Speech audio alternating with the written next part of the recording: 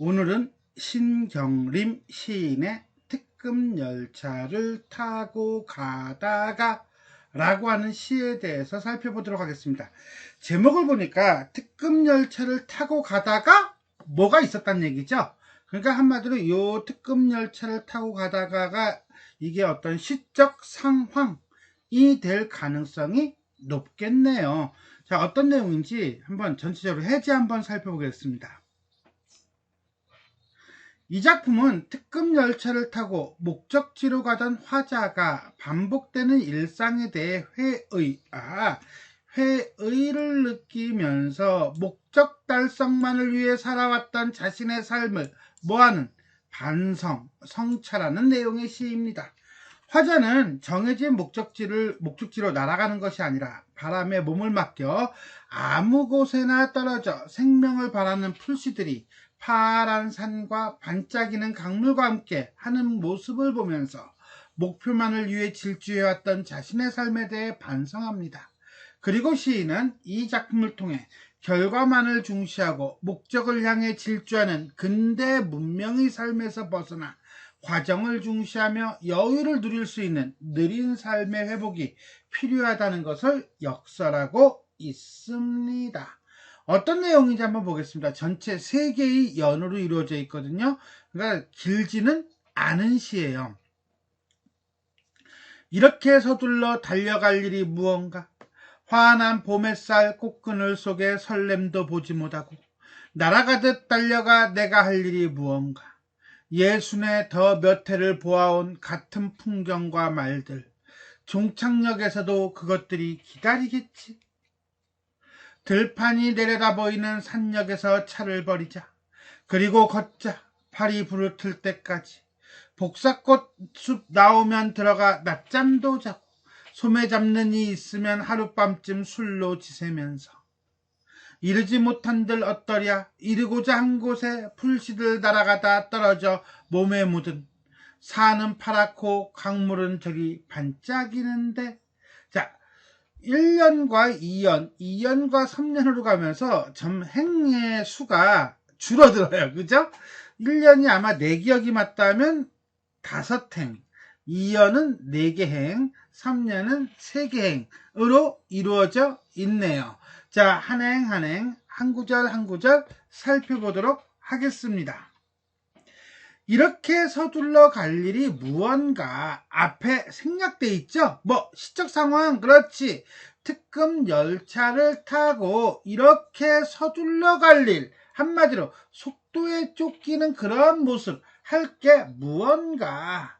환한 봄햇살 꽃그림 속에 설렘도 보지 못하고, 그렇다면 서둘러 가지 않았다면, 천천히 갔다면 우리는 환한 봄햇살 꽃그늘 속의 설렘을 봤을까 못 봤을까?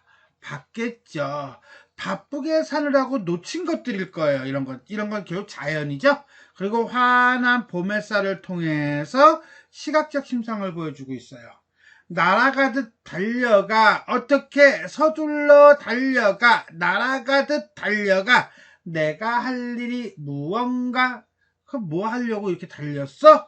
라고 하는, 어떻게 본다면은 앞으로 막 나아가는 목표 지향적인 삶에 대한 어떤 회의감이 보여지고 있어요. 그 회의감은 무언가 또는 무언가라고 하는 이런 의문문의 형식을 통해서 회의감을 드러내고 있다. 이렇게 보시면 되겠습니다. 예순에 더 몇 해를 보아온, 예순에 더 몇 해를 보아온, 늘 항상 보아온 이라는 의미도 있고요. 화자의 나이가 60이 조금 넘은 나이라는 것도 알 수 있겠네요. 같은 풍경과 말들, 하도 빠르게 다녀서, 하도 정신없이 다녀서, 하도 앞만 보고 다녀서, 꽃들이 다 다른 꽃임에도 불구하고, 풍경들이 다 다른 풍경들임에도 불구하고, 그냥 같은 풍경, 같은 말들로 인식했다는 거예요. 한마디로 다름을 인식하지 못하고 획일적인 삶을 살았다는 거죠. 그러면서 종착역에서도 과정이 아니야. 결과 종착역에서도 그것들을 어떤 것들, 같은 풍경과 말들이, 획일화된 삶들이 기다리고 있겠지. 어떤 다양성이라든가 이런 것들을 나한테 보여주지 않을 것이야. 한마디로 지금까지 살아왔던 삶이나 나중에 살아갈 삶이나 별다를 것이 없을 것이야 라고 하는 인식이죠. 1년은 결국 뭡니까? 특급 열차를 타고 목표 내지는 결과만을 따지며 바라보며 살아온 삶에 대한 성찰, 반성이라고 보면 되겠습니다. 들판이 내려다 보이는 산역에서 차를 버리자. 이때 들판이 내려다 보이는 할 때 이 들판은요, 좀 전에 봤던 종착역과 반대가 되는 과정이라고 보시면 돼요. 산역이라고 하는 것은 산역에서 차를 버리자 그랬으니까 결국 이 산역은, 산에 있는 역은 어떤 결심의 공간이면서 삶의 태도, 삶의 자세가 바뀌는 공간이다 라고 보시면 되겠어요. 그리고 걷자. 발이 부르틀 때까지. 자, 여기서 걷는다는 것은 특급 열차를 타는 것과 반대되는 행위죠. 한마디로 뭡니까? 특급 열차가 결과 내지는 빠름을 지향하는 태도라면 이 걷는 것은 과정 내지는 느림을 지향하는 태도라고 볼 수 있어요. 더더군다나 그리고 발이 부르틀 때까지 걷자라고 해야 되는데 이게 이제는 도치법이죠. 어순의 도치를 사용해 가지고서나 느리고 자연 친화적인 삶에 대한 지향이라고 하는 주제의식을 보여주고 있습니다.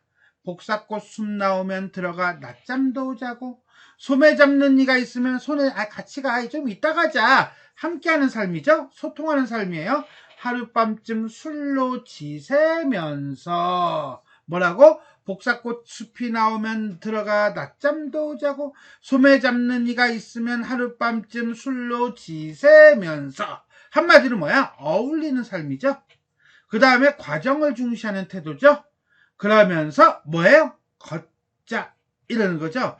자, 일단 기본적으로 버리자, 걷자, 낮잠도 자고 술로 지새면서 라고 하는 걸 통해서 어떤 동질적인 상황에 열거예요. 한마디로 느림을 통한 여유라고 하는 동질적인 상황을 어떻게 이제는 뭐야? 나열해주고 있다라고 보시면 될 거예요.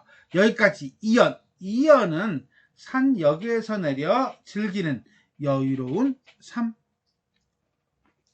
이르지 못한들 어떠랴? 목적지에 다다르지 못하면 어떨 것이야? 괜찮아 라고 하는 여유로움이죠. 이루고자 한 곳에, 한마디로 목적지에 결과중심적인 태도, 이루지 못한들 어떠랴 라고 하는 도치법이죠. 도치법을 통해서 결과가 아니라 과정, 그죠? 빠름이 아니라 느림을 중시하는 삶이라고 하는 걸로 이제는 내용이 바뀐 거예요. 풀씨들이 날아가자 떨어져 몸을 묻을. 자, 풀씨들은 목적지가 없어요. 그냥 날아가다 아무데나 떨어지는 거예요. 떨어지고 싶은데 떨어지는 거예요. 그러니까 이 풀씨들은요, 특급 열차하고 반대되는 것으로서 어떤 여유로운 삶이에요. 그 몸을 묻은 산은 파랗고 강물은 저리 반짝이는데 산은 파랗고 시각적 심상이죠. 강물은 저리 반짝이다 라고 하는 걸 통해서 이 느림과 여유로운 삶에 대한 어떤 예찬적 태도를 보여주고 있다. 결과 중심이 아닌 과정 중심의 삶의 태도를 보여주고 있다 라고 볼 수가 있겠습니다. 3년은 목적지에서 벗어나 즐기는 삶의 여유 라고 보면 되겠습니다. 자, 이렇게 해서 우리가 신경림 시인의 특급 열차를 타고 가다가 라는 시를 한행 한 구절 한 구절 살펴보았습니다. 그럼 전체 정리해 보도록 하겠습니다. 자유시고 서정시고요. 성격은 안 썼는데 성찰적이다 라고 보면 될 것 같아요. 자, 성찰적어죠고요. 그 다음에 특급 열차를 타고 가면서 느낀 자신의 삶에 대한 반성과 여유로운 삶에 대한 회복이다 라고 보시면 되겠고요. 시어의 대비를 통해서 화자가 지향하는 삶의 가치를 드러내고 있다라고 했는데 이 시는 빠름과 느림과 빠름, 그 다음에 결과와 과정, 과정과 결과라고 하는 이분법적인 어떤 대응 태도를 보여주고 있어요. 소위 말 대비를 보여주고 있다라고 보면 돼요. 그래서 결과지향주의와 과정지향주의 이렇게 두 개로 나눠진다라고 보면 되겠죠. 이렇게 서둘러 갈 일이 무언가, 종착역에서도 그것들이 기다리겠지라고 했는데, 이 서둘러 달려가는 일 내지는 종착역, 그것들이 뭐였죠? 그렇죠. 같은 풍경과 말들, 이런 것들이 결국 뭡니까? 결과, 지향, 주의를 드러내는 거라고 한다면, 우리는 차를 버리자라든가 걷자라든가 낮잠도 자고 술로 지새면서 라고 하는 것들은 전부 다 과정지향주의죠. 그러면서 대표적인 거 어디다가, 그렇죠, 풀씨로 완전히 집약을 합니다. 풀씨들 날아가다 떨어져 몸을 묻은 산은 파랗고 강물은 저리 반짝이는데 라고 해서, 자, 결과지향주의와 그 다음에 과정지향주의를 대비시킴으로써 화자가 추구하는 삶의 자세가 무엇인지를 잘 보여주고 있습니다. 두 번째, 어순의 도치를 사용하여 화자의 의도를 강조하고 있다. 표현상의 특징이 되겠죠. 자, 도치법. 걷자 발이 불을 틀 때까지 이르지 못한들 어떠랴 이르고자 한 곳에 라고 해서 어떤 화자의 의도, 과정을 중시하는 화자의 의도를 강조하고 있다 라고 보시면 돼요. 종결어미 무언가. 자, 의문문의 형식을 사용해서 화자의 정서를 효과적으로 드러내고 있다. 어떤 정서? 그동안의 삶에 대한 회의감이죠. 하나만 더 볼게요. 심상. 자, 환한 봄 햇살 내지는 산은 파랗고와 같은 색채어를 사용해서 선명한 시각적 이미지를 보여주고 있다 라고 보시면 되겠습니다. 자, 이렇게 해서 우리는 신경림 시인의 특급 열차를 타고 가다가 라는 시에 대해서 살펴보았습니다. 자, 지금까지 내용이 도움이 되셨다면 좋아요와 구독 버튼 눌러주시고요. 알림 설정 부탁드리겠습니다. 수고하셨습니다.